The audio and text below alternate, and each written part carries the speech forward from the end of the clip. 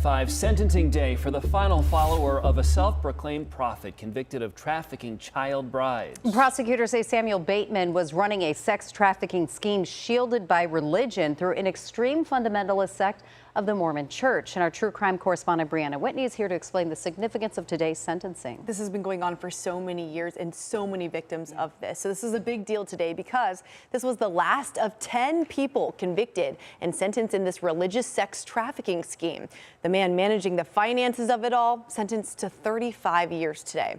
After all was said and done, the self-proclaimed prophet himself did not get the most prison time, but finally the young victims in this case can move forward. Where are the hands? Let's see the hands. What's your name, sir? Samuel. It was this Flagstaff traffic stop in September 2022 that broke the case wide open. Self-proclaimed FLDS prophet Samuel Bateman caught transporting child brides in horrific conditions, supported by his adult wives and followers. We're getting calls about hands sticking out of a vehicle, out of the trailer. The investigation exposed a cross-country trafficking scheme. Bateman using religion as a way of manipulation and sexual and emotional control. Dozens of charges were filed against Samuel Bateman, his wives, and his two brothers who were managing the scheme with girls and finances.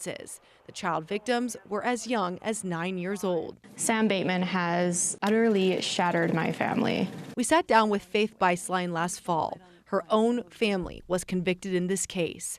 She herself escaped the FLDS and spent years fighting to expose Bateman and save the young girls. Years later, it finally all happened. Sam Bateman took a plea deal, sentenced to 50 years for trafficking, abusing, and kidnapping the girls.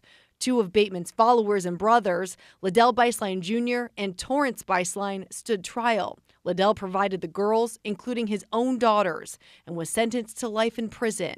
Torrance Bistline, a successful businessman, the financial backbone of the scheme, who provided Bateman with luxury cars and legal money, sentenced today to 35 years. 7 of Bateman's adult wives also facing consequences, some behind bars in prison for multiple years. Faith Bistline now cares for the girls rescued those years ago, all teens now, who no longer believe in Sam Bateman and are claiming back their innocence.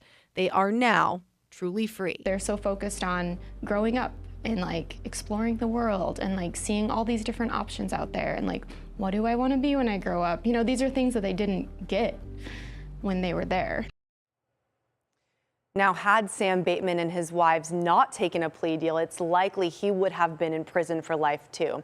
At his sentencing, some of the victims bravely spoke to the judge in hopes of a high sentence. The judge gave him the maximum amount for the deal. Guys, I'll send it back to you. You know what's mind-boggling is after the infamous self-proclaimed prophet Warren Jeffs got imprisoned, everybody thought that that was done. This wasn't happening anymore. And just very recently, this case got cracked open. So is there talk that there could be other underground situations like this still lingering? When you talk to people who study this or who work with victims in this case, they say that there's always probably another self-proclaimed prophet around the corner because the FLDS still exists. And that's the thing, it's very scary. Warren Jeffs is still calling shots from in prison. Samuel Bateman then kind of went on this offshoot of people. And it's very bizarre because when you talk to other FLDS members, they very much view Warren Jeffs and Samuel Bateman in two very different lights. Like Samuel's the devil, he's evil, all of these things. And then they feel that there's other people here or maybe even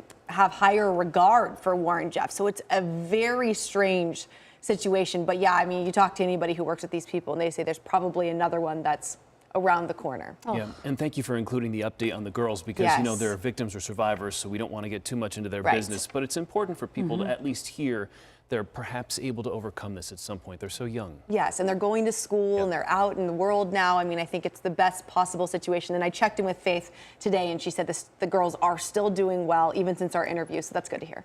Unbelievable. Briana, thank you.